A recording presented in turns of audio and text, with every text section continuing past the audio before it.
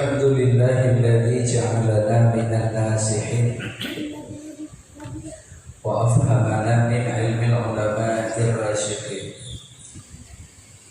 Asyhadu an la ilaha illallah wahdahu la syarika lah wa asyhadu anna Muhammadan abduhu wa rasuluhu la nabiyya ba'dah. Allahumma salli wa sallim ala sayyidina Muhammad wa ala alihi wa sahbihi ajma'in. Ya ayyuhan nas ittaqullaha haqqa tuqatih wa la tamutunna illa wa antum muslimun. Rabbi shrah li sadri wa yassir li amri wa hlul 'uqdatam min lisani yafqahu qawli. Amma ba'd. Bersyukur kepada Allah Subhanahu wa ta'ala, yang mana Allah pada malam yang mulia ini kita masih diizinkan hadir pada tempat yang sangat mulia ini dalam rangka sama-sama berubudiyah kepadanya, melaksanakan sholat maghrib secara berjamaah, kemudian melanjutkan pengajian kita di setiap habis maghrib pada malam ahadnya, yang insya Allah mudah-mudahan Allah memberikan istiqomah kepada kita semua. Selawat beriring salam sama-sama kita alamatkan kepada junjungan alam Nabi besar Muhammad sallallahu alaihi wasallam, kepada para al dan sahabat-sahabat beliau sekalian, kepada para tabi'in, tabi'in, ulama mutaqaddimin, ulama mutaakhirin, sampai kepada ulama-ulama yang mu'tabar di sisi Allah Subhanahu wa ta'ala. Yang mulia dan yang dimuliakan Allah, imam masjid yang kita cintai. Yang mulia dan yang dimuliakan Allah, para guru-guru kami yang istiqomah, yang dipilih oleh Allah Subhanahu wa ta'ala. Ta'zim hormat kami kepada Ketua DKM Masjid beserta seluruh jajarannya. Istimewa penghormatan kami kepada seluruh para jamaah sidang majelis yang dimuliakan Allah Subhanahu wa ta'ala. Insyaallah pada malam yang mulia ini kita akan membahas satu bab yang dibahas di dalam kitab Syifaul Qulub, tentang pembahasan menyatakan ulama. Siapa sih yang sebenarnya ulama? Nah, maka pada hari ini, pada malam yang mulia ini, kita akan membahas siapa itu ulama. Na'udzu billahi minasyaitonir rajim. Bismillahirrahmanirrahim. Al-babul awwalu fi fadilatil ilmi wal ulama. Maka adapun bermula bab yang pertama pada menyatakan tentang lebihnya ilmu dan lebihnya ulama. Maka bermula pembahasan tentang lebihnya ilmu dan ulama. Waqala Rasulullah sallallahu alaihi wasallam bersabda, berkata dia kepada Ibnu Mas'ud. Maka Ibnu Mas'ud radhiyallahu anhu meriwayatkan dalam satu hadisnya, barang siapa bermula seseorang yang duduk dia di halaqah majelisnya ilmu, dan orang tersebut tiada dia disuruh untuk menyurati satu huruf, tidak disuruh tulis walau hanya satu huruf, duduk saja di halaqah majelis ilmu. Kemudian sesudah dia duduk di halaqah majelis ilmu, tiada disurati, tiada disuruh untuk menyurati satu huruf sahaja, maka terlebih mulia dan terlebih baik dia daripada bersedekah atau memerdekakan 1000 daripada hamba sahaya. Nah, ini orang yang duduk di halaqah ilmu. Makna di halaqah ilmu di dalam majelis. Andai kata ada majelis ilmu, kita berada di situ. Tiada disuruh tulis walau hanya 1 huruf. Duduk untuk mendengar saja. Maka orang tersebut diberikan pahala oleh Allah kepadanya. Andai kata dia memerdekakan 1000 hamba sahaya. Coba bayangkan berapa itu hamba sahaya. Lebih kurangnya sekitar 25.000 riyal. Kalau disetarakan dengan uang kita, kalau serial 4.000, satu hamba sahaya itu adalah 100 juta. Kalau 1000 hamba sahaya, berapa berarti kita bersedekah? Cuma tak nampak saja. Untuk saat ini belum nampak. Kapan kita baru nampaknya? Di saat dia khruju minad dunia, keluar dari dunia, berada di alam barzakh, baru nampak kelebihannya orang yang berada di majelis ilmu. Maka kalau seandainya kepingin cepat mendapatkan itu pahalanya, cepat meninggal. Cepat masuk ke alam barzakh, biar cepat kita mendapatkan pahala tersebut.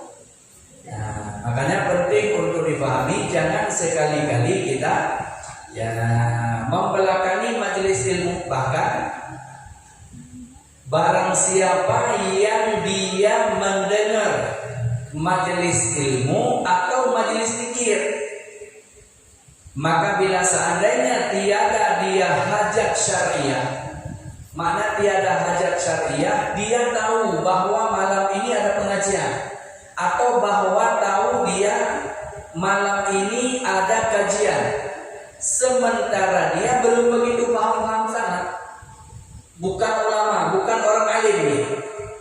Beda dengan orang alim, beda dengan orang yang sudah paham. Karena orang yang sudah paham ilmu berada di majelis ilmu, hukumnya sunnah. Kalau seandainya dia tidak ada di majelis ilmu, maka tidak akan mengapa, karena dia sudah paham ilmunya. Tapi bagi kita yang belum memahami ilmu, bila kita mendengar ada majelis ilmu tanpa odor syariat kita membelakanginya, maka Rasul mengancam orang tersebut, dikhawatirkan yakhruju minad dunya bil-ithmi. Mati dia tidak akan mampu mempertahankan iman. Itu yang sangat kita takutkan. Karena kalau seandainya meninggal kita tanpa iman, nggak ada beda kita. Andai kata kita punya pangkat dan jabatan, nggak ada beda kita dengan Firaun. Andai kata kita orang kaya, meninggal tanpa kita bisa membawa iman, nggak ada beda kita dengan Qarun. Andai kata misalnya kita ini cerdas, cerdik, pandai kita, mati kita tanpa bisa mempertahankan iman, tak ada beda kita dengan Haman. Maka itu yang sangat-sangat kita takutkan, sangat-sangat kita khawatirkan. Karena orang yang membelakangi daripada majelis ilmu berarti dia tak mau berada di taman surga, kata Rasulullah. Taman surga di dunia ini yang pertama adalah raudhah. Di taman surga, taman surga yang ada di dunia ini yang pertama adalah raudhah. Di mana raudhah? Di Madinah Al-Munawwarah. Maka kalau seandainya ingin menginjak tanahnya taman surga yang ada di dunia, mesti harus pergi ke Madinah. Karena satu-satunya tanah yang disebutkan itu oleh Rasulullah sebagai raudhah, tamannya surga, nggak ada di tempat lain. Mesti kita harus ke Madinah.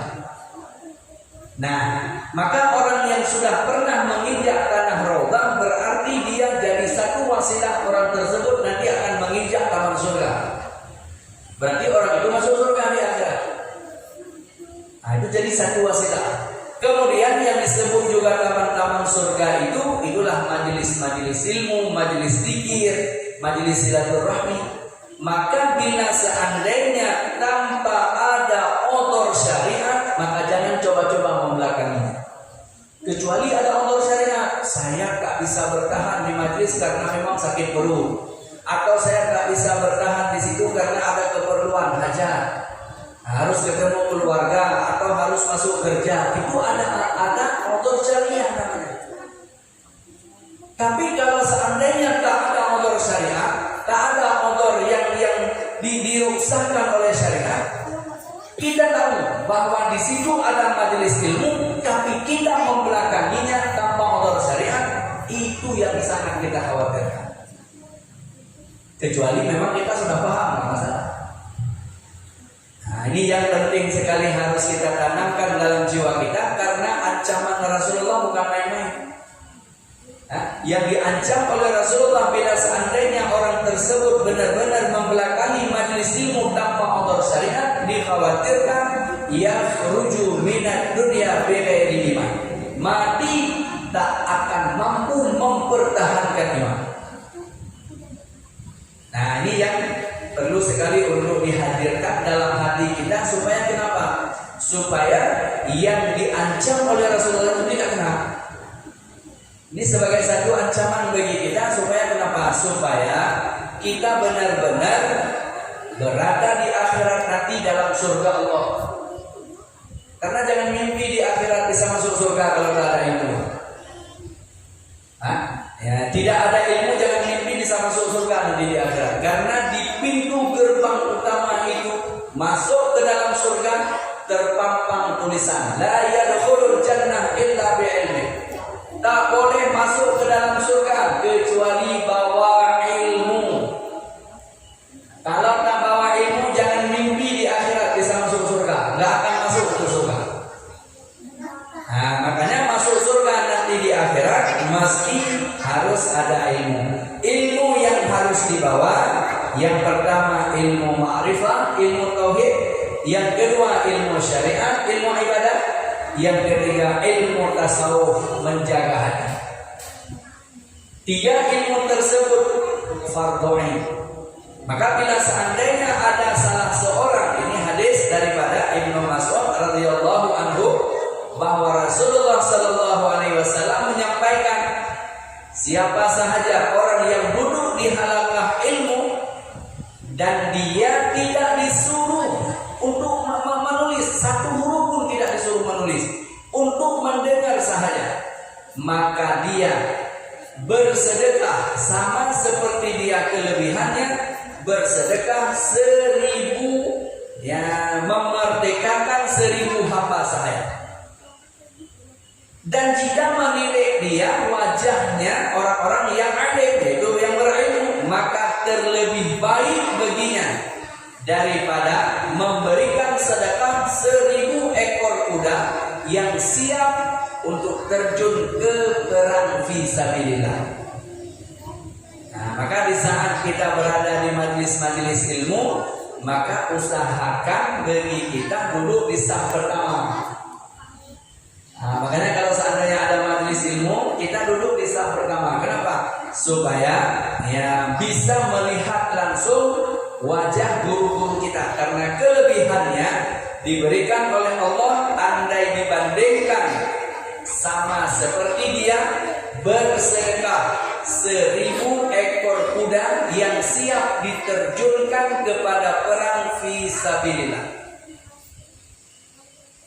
Nah, ya, ini adalah merupakan kelebihan yang diberikan oleh Allah kepada orang yang mau berada di majelis ilmu dan menilai wajah-wajah gurunya, menilai wajah para ulama.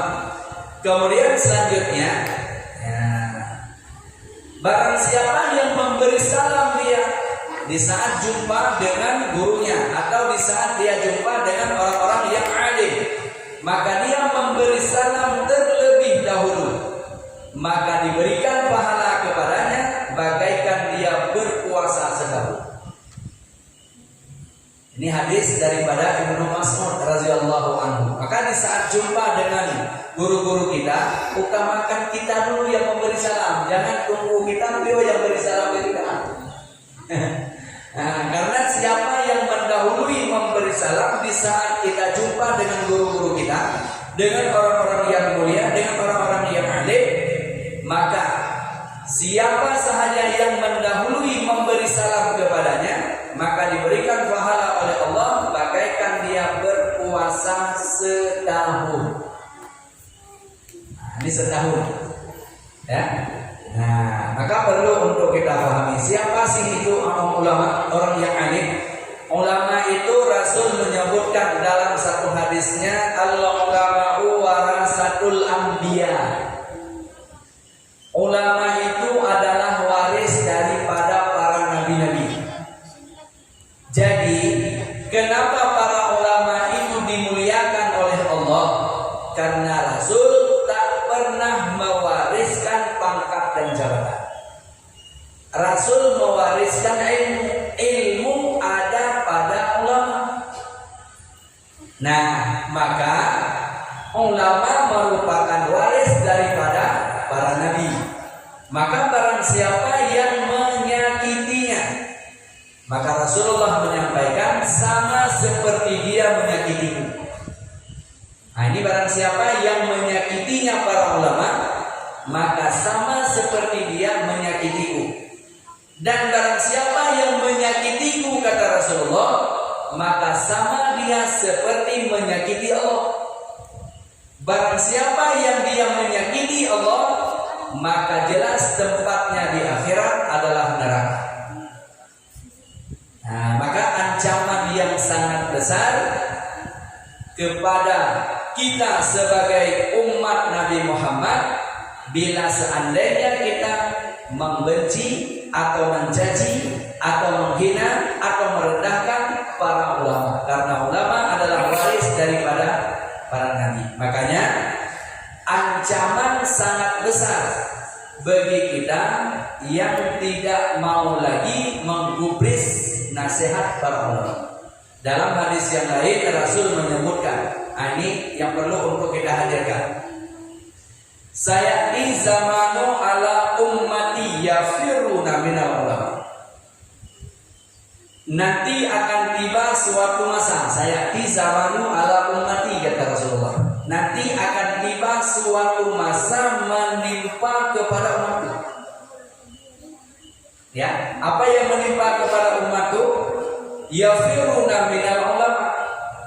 Mereka sudah mulai tidak lagi menghiraukan nasihat para ulama. Sudah mulai menghindar dengan para ulama. Sudah mulai mereka tiada mengikuti lagi fatwa-fatwa para ulama, atau tiada lagi menggubris apa yang diprogramkan oleh para ulama. Yang lebih celaka lagi, sudah dia tidak mau mendengar, sudah dia tidak mau lagi mengikuti, malah mencari celah untuk menjatuhkan para ulama, mencari celah untuk menjelek-jelekkan para ulama. Maka bila seandainya ada seperti yang demikian, itu keturunannya daripada Abu Lahab dan Abu Jahal. Cuma kita tidak tahu saja. Tapi jangan-jangan nanti ada orang yang menjelekkan ulama, langsung kita tunjuk ini nampaknya keturunan Abu Lahab. Nah, tidak boleh juga kita ngomong, tetapi itu adalah merupakan bagundal daripada Abu Lahab dan Abu Jahal.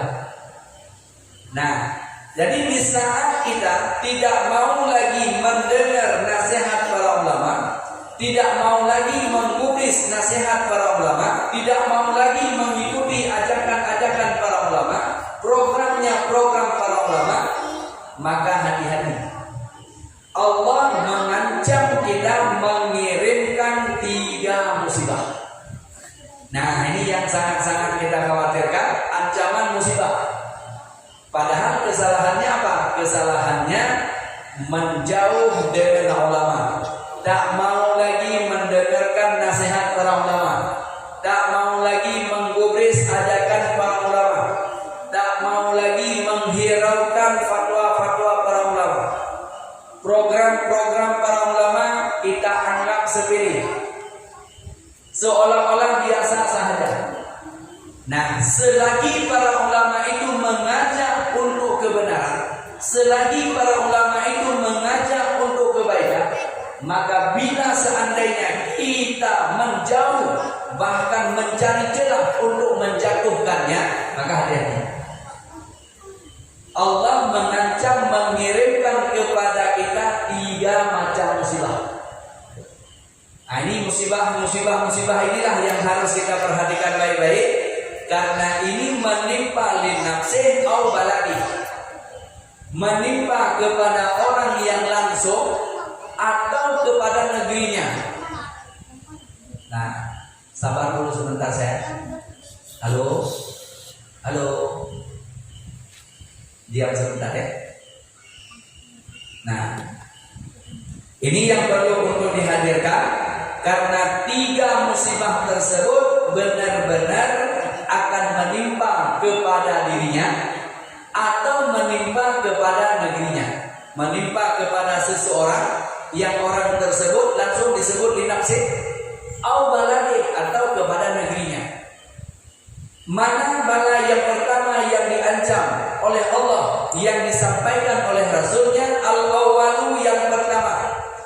Kesalahan cuma menghindar dengan ulama, tak mau lagi mendengar nasihat ulama, tak mau lagi menggubris ajakan-ajakan para ulama, mulai menghindar. Yafiruna minal ulama, makna yafiru mulai menghindar, mulai menjauh, mulai tidak lagi mengikuti, mulai kita tidak lagi menghiraukan. Nah, ajakan para ulama dianggap bagaikan angin berlalu.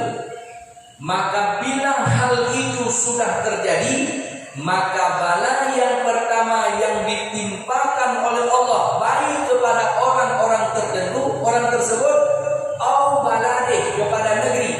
Yang pertama, Allah sempitkan rezeki, Allah kecilkan rezeki. Apa itu sempit rezeki? Bisa jadi morat-marit dalam kehidupan. Kerja susah untuk kita cari, karena itu tak mustahil bagi Allah. Jangan terbayang kita Batam kan gampang cari kerja, proyek banyak, PT banyak, gak mustahil bagi Allah. Dalam sekejap sahaja Allah pindah ke Vietnam sana. Gak mustahil bagi Allah, sekejap sahaja ini PT di Batamindo, sekejap saja Allah pindah ke Thailand sana. Ini yang harus diperhatikan. Kemarin saja coba bayangkan 2019 ya. 2019 berapa PT yang dipindah? 34 PT yang dipindah ke Filipina. Kocar kacir kita penduduk Batam. Masyarakat Batam baik dari asal-asal bermacam daerah. Kocar kacir, banyak yang harus pulang kampung. Coba bayangkan, kalau seandainya kita ini sudah tidak mau lagi menggubris ajakan para ulama, tak mustahil Allah tutup semua PT itu. Kocar kacir semua kita ini. Kesalahan nggak banyak. Kesalahannya kita sudah tidak mau lagi mendengar ajakan para ulama, menghindar dengan fatwa-fatwa ulama, tidak mau lagi menganggap ulama itu sebagai waris daripada para nabi.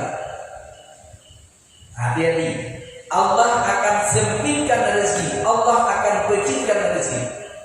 Tapi ada yang protes, oh enggak, dulu gaji saja 5 juta, sekarang sudah 10 juta. Dulu gaji saya 8 juta, sekarang saya dapat 20 juta. Gaji boleh banyak, tetapi bila seandainya Allah tidak menghendakinya, bisa jadi gaji dia banyak, namanya istidraj. Gaji boleh banyak, tapi jangan tanya apakah 100.000 setiap bulannya jatuh ke cari masjid. Tidak ada.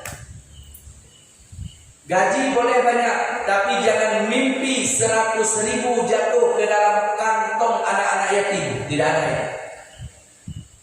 Tidak akan jatuh duitnya ke tangan-tangan orang fakir. Tidak akan jatuh duitnya ke tangan-tangan orang yang membutuhkan. Masjid yang sedang membangun tidak akan jatuh. Gaji boleh banyak, tetapi tidak ada keberkahan. Dicabut berkah atau memang dibecikan oleh Allah. Banyak gaji, banyak duit, tak ada berkah, tak ada manfaat untuk dirinya. Bisa jadi langsung memang orang lain. Itu termasuk musibah yang pertama. Musibah yang pertama, Allah pecihkan rezeki atau atau Allah berikan rezeki yang banyak tetapi Allah cabut berkah. Itu musibah. Jangan kita pikir ini murad mari itu sebagai musibah. Nah, bisa jadi kaya kita jadi musibah juga. Banyak juga duitnya tapi jadi musibah juga. Dicabut berkah. Kalau dicabut berkah, duitnya banyak tapi habisnya bukan pada tempat-tempat muafakat syariah. Jangan mimpi ada jatuh ke dalam jalan masjid. Jangan mimpi ada jatuh ke dalam kantong-kantong anak yatim.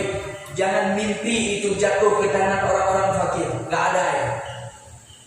Nah, ini adalah merupakan bala yang pertama. Kesalahannya apa?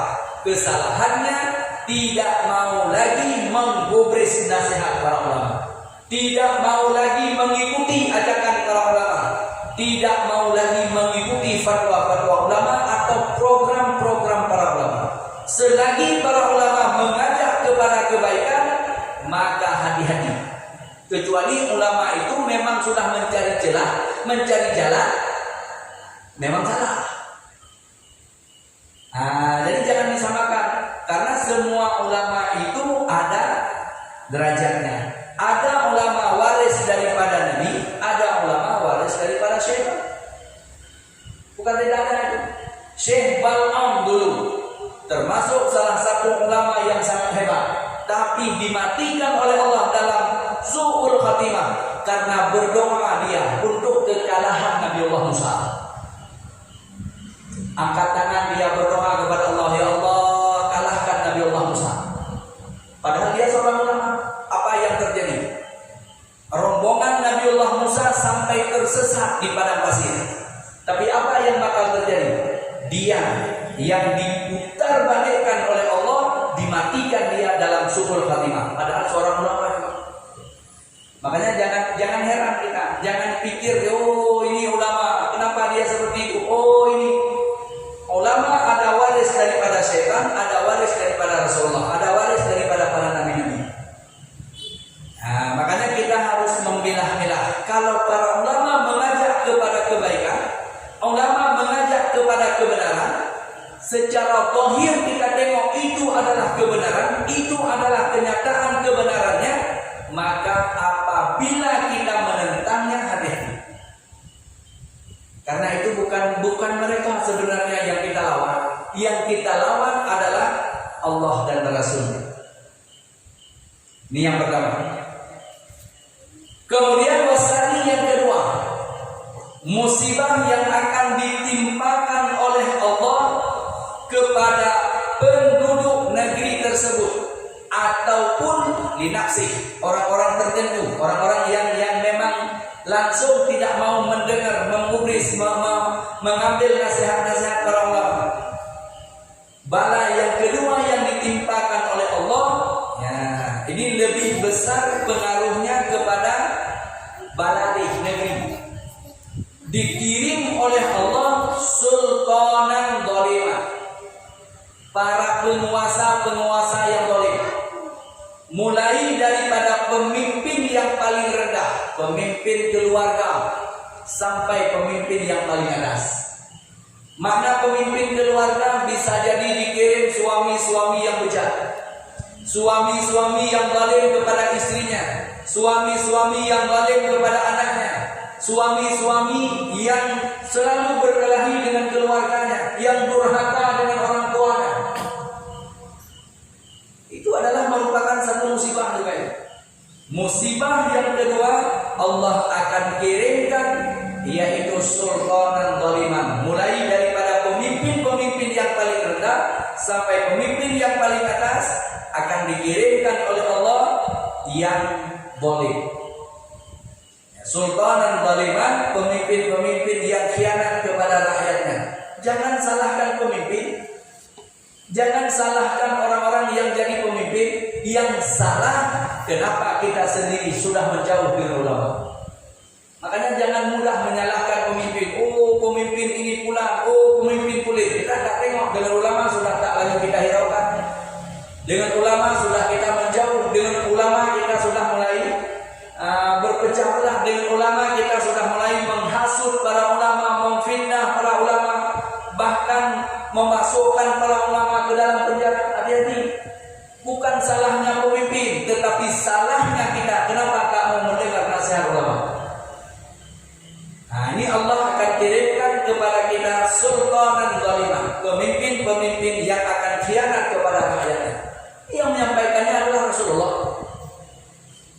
Ini yang kedua.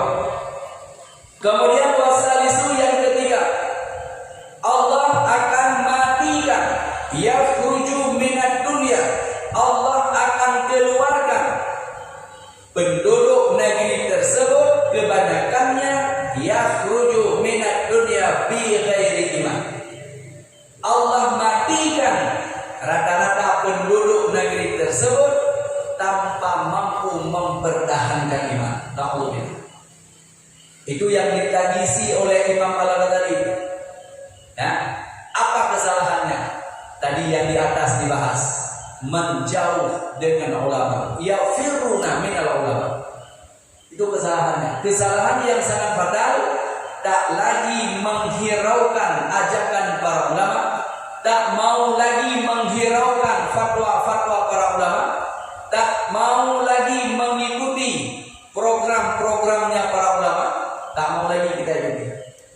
Kita anggap sepele saja, kita anggap itu hal-hal yang tak penting dalam kehidupan kita. Jadi siap-siap kita akan ditimpakan oleh Allah 3 macam bala tersebut. Na'udzubillah. Baik yang akan ditimpakan kepada diri orang tersebut, orang-orang tertentu atau masing-masing orang, atau akan ditimpakan oleh Allah kepada negerinya. Di baladin, yaitu kepada negerinya. Karena kalau ditimpakan oleh Allah kepada negerinya, maka akan dirasakan oleh semua umat Nabi Muhammad. Makanya berhati-hatilah saudara-saudariku, jangan sampai kita termasuk dalam rombongan-rombongan yang menyakiti para ulama atau menjauh dengan ulama atau tidak mau lagi menghiraukan ajakan para ulama. Karena ulama adalah waris daripada para nabi. Andai kata ada para ulama yang salah, andai kata ada para ulama yang silap, wajar, itu bukan malaikat.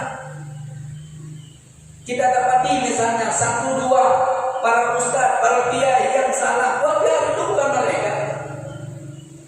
Sama seperti manusia biasa, punya salah, punya silap, punya lupa. Jangan disamakan semuanya.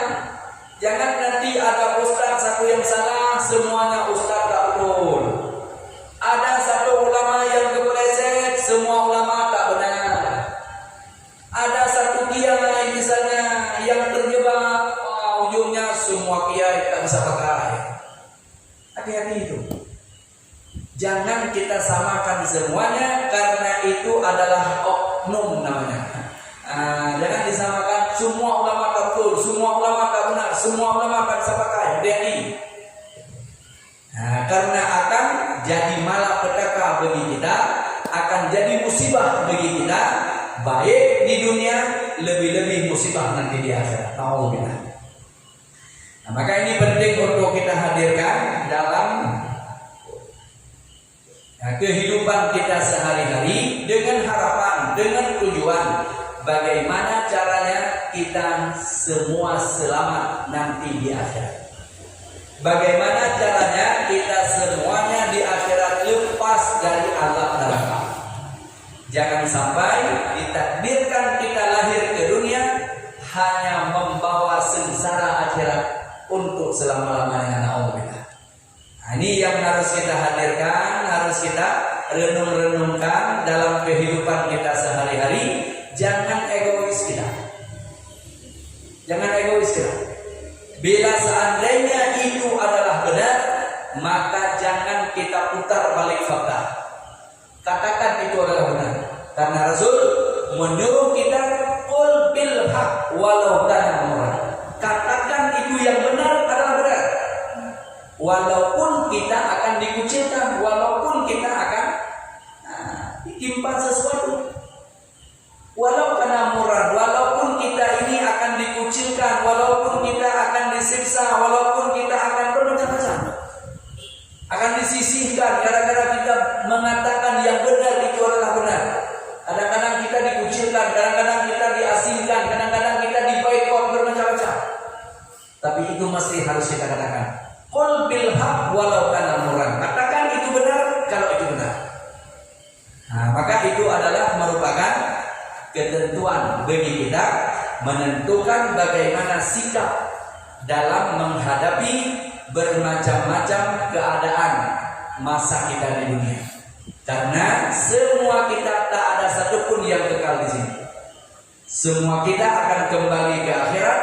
Jangan sampai gadaikan akhirat dengan kehidupan dunia yang sesaat. Jangan sampai itu terjadi. Ya, maka perlu untuk kita melihat secara kacamata agama. Kalau seandainya memang itu adalah benar, maka itu adalah benar. Kalau seandainya menurut kacamata agama itu adalah tidak benar, maka jangan diputar balik fakta. Jangan diputar balik, mencari dalil, mencari celah, mencari alasan. Yang ujung-ujungnya kita benarkan, mencari kebenaran ibaratnya. Hati-hati. Nah, maka ini yang perlu untuk kita pahami, saudara-saudariku, ya, dengan harapan seperti yang kita bahas tadi, bagaimana caranya kita bahagia di akhirat, bagaimana caranya kita bakal selamat nanti di akhirat. Itu yang harus kita inginkan. Kenapa? Karena semua yang kita lakukan di dunia ini ada perhitungan di hadapan Allah. Tangan kita akan jadi perhitungan, kaki kita juga akan dipertanyakan, semua akan dipertanyakan oleh Allah. Dan amal yang kita kerjakan sudah jelas-jelas. Faman ya'mal misqala dzarratin khairan yarah, wa man ya'mal misqala dzarratin syarran yarah. Sekecil debu terbang saja kita melakukan kebaikan, ada hitungan, ada ganjaran. Begitu pula sebaliknya, sekecil debu yang terbang, amal kejahatan juga yang kita lakukan, akan ada perhitungan dan balasan di sisi Allah. Nah, makanya berhati-hatilah dalam kehidupan dunia. Jangan sampai hidup sesaat ini akan merugikan kita untuk kehidupan yang kekal dan abadi. Ini adalah merupakan nasihat para ulama yang diabadikan di dalam kitab Syifaul Qulub pada bab yang pertama. Syifaul Qulub tentang pembahasan obat hati. Nah, pada halaman 52, bab yang pertama, al-babul awwalu fi fadilatil ilmi wal ulama. Nah, bab yang pertama ini membahas tentang kelebihannya orang berada di majelis-majelis ilmu dan mulianya para ulama. Kelebihannya para ulama. Kenapa mulia para ulama? Karena pada ulama itu ada ilmunya. Maka disebut al-ilmu kabir walau kana kasir. Al-jahlu kasir walau kana kabir. Yang namanya orang berilmu itu adalah tinggi di sisi Allah, walau itu anak kecil sekalipun. Nah, makanya coba kita lihat, ya, kenapa anak umur 7 tahun tapi hafal Al-Quran 30 juz, almarhum Syekh Ali Jabir mencium tangannya. Kenapa? Padahal lebih mulia beliau, lebih gede beliau, tapi beliau mencium tangan anak kecil yang umurnya 7 tahun. Kenapa? Karena al-ilmu kabir walau kana kasir, al-jahlu kasir walau kana kabir. Yang alim itu adalah mulia walaupun dia itu duduknya pada anak kecil sekali. Al-jahlu kasir, orang yang awam itu adalah kecil walau kana kabir, walaupun dia orang sudah gede sekalipun, walaupun orang sudah besar sekalipun, namun pada pandangan Allah itu adalah orang kecil. Nah, maka perlu untuk kita pahami, jangan sekali-kali ada dalam hati kita menganggap orang-orang alim itu, orang-orang yang paham ilmu itu, para ulama itu sama dengan kita. Tidak sama pada pandangan Allah. Nah, maka jangan coba-coba untuk menyakitinya, karena bila menyakitinya sama seperti menyakitimu, kata Rasulullah. Siapa yang menyakitimu sama seperti menyakiti Allah. Siapa yang menyakiti Allah, jelas-jelas tempatnya nanti di akhirat dalam neraka. Nah, maka setidak-tidaknya dalam kehidupan kita, andai kata kita tidak bisa mengikuti fatwa ulama, andai kata dalam kehidupan kita tidak bisa mengikuti semuanya ajakan para ulama, jangan sekali-kali jadi penentang para ulama. Jangan sekali-kali kita mencari celah untuk menjatuhkan para ulama, karena benar-benar akan menjadi bawahan daripada Abu Lahab nanti di akhirat. Nah, jadi andai kata misalnya tak bisa kita membantu para ulama, jangan coba-coba mencari celah untuk menjatuhkannya. Nah, karena akan benar-benar menjadi bawahan, akan menjadi pengikut-pengikut daripada Abu Lahab dan Abu Jahal nanti di akhirat. Alhamdulillah. Inilah yang bisa kami hadirkan pada malam yang mulia ini, dan ini bab belum habis karena masih banyak ya pembahasan daripada hadis Rasulullah Sallallahu Alaihi Wasallam, dan insya Allah kalau Allah izinkan nanti ke depan akan kita lanjutkan lagi. Masih banyak hadis yang disampaikan oleh Rasulullah yang belum kita menyampaikannya. Insya Allah nanti ke depan akan kita lanjutkan lagi. Sebelum kita tutup, berapa menit lagi? 5 menit lagi. Sebelum kita tutup, ada pertanyaan baik menyangkut dengan sedang kita bahas atau di luar daripada tema yang sedang kita bahas? Ya, silakan. Ya, Waalaikumsalam warahmatullahi wabarakatuh. Saya bertanya, saya pernah dulu barang-barang sudah dimatikan dan ada barang-barang jadi jangan bayarnya sekarang. Dan kedua, rambut kita nampak sama menantu orang kita apa berdosa kita. Ya. Yang pertama pertanyaan, barang orang tinggal bersama dengan kita, ditinggal atau tinggal? Yang milik orang tadi kita ambil juga. Barang orang. Ada yang miliknya sama orang kita ambil juga. Pemiliknya satu itu. Jadi kita berdosa itu orang yang punya kita nggak tahu. Jadi Ini barang-barang orang. Barang orang itu ada orang yang ambil. Kita ikut ambil juga. Berarti ada barang orang yang ambil, bukan kita larang, malah kita pun ikut ambil. Itu ya. Sementara pemiliknya kita tidak tahu. Nah, bagaimana cara mengembalikannya? Sampai hari ini orang itu belum kita dapati. Padahal kita ingin mengembalikan seperti itu. Nah, satu cara mengembalikannya, titipkan uang yang kita ambil. Andai kata itu uang, andai kata itu barang, maka hargakan barang tersebut, titipkan pada tempat umum seperti masjid. Titipkan itu. Misalnya yang kita ambil barang dulu, hargakan barang itu dengan masa di saat kita mau bayar saat ini. Jangan nanti dihargakan masa kita ambil. Kalau masa kita ambil, bisa jadi itu harganya cuma 10.000. Tetapi kalau saat ini harganya bisa jadi itu sudah 100.000. Maka bayarnya harga di saat kita mau bayar. Andai kata hari ini kita mau bayar, maka harga hari ini kita hitung. Kalau ini benda saya ambil dulu, punya orang, saya tak tahu orangnya lagi, saya mau bayar, saya tak jumpa dengan dia, maka barang tersebut aku hargakan dan aku titipkan kepada masjid. Andai kata dia datang, maka aku akan bayar kembali. Tapi kalau seandainya dia tidak datang, di akhirat nantinya dia di saat tuntut kita, aku sudah titipkan uangmu di masjid, maka kita akan selamat. Ini satu cara kembalikan uang orang atau apa yang kita ambil punya orang yang kita tak jumpa lagi orang tersebut. Itu cara kembalinya. Atau ke Baitul Mal. Nah, cuma jangan ke Baitul Mal kalau sekarang butuh, masjid kita sedang butuh dana, titip ke masjid aja, tak ada masalah.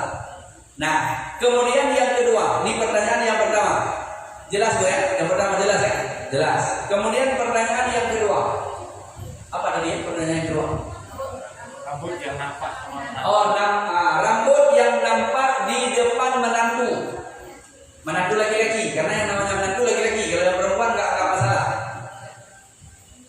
Ibu dengan menantu sampai kiamat pun itu tak boleh menikah. Dia cium tangan kita sesudah ambil wudu, tak batal wudu. Maka kita nampak rambut di depan menantu, maka itu tidak berdosa. Karena dia adalah anak kita, anak menantu. yang berdosa dengan adik menantu. Kalau ada adik menantu kita, ada adiknya, itu tak boleh, itu orang asing. Tapi kalau dengan menantu, dia dengan kita tak boleh lagi menikah sampai kiamat.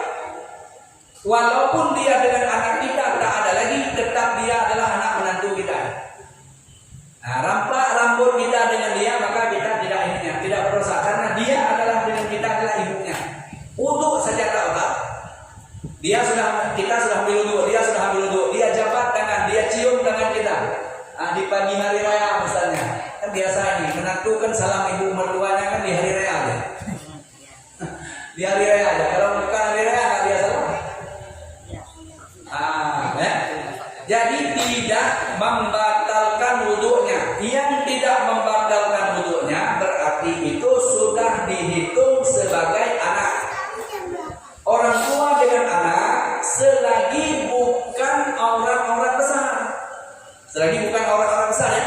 Nah, ini pada urus nampak rambutnya di depan menantunya, maka bagi dia tidak berdosa lagi. Tapi kalau adik menantunya, maka tetap berdosa.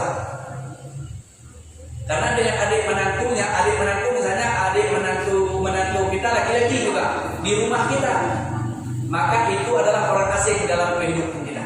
Maka itu berdosa, nggak boleh nampak rambut walau di dalam rumah. Kira-kira jelas bukan? Jelas, insya Allah.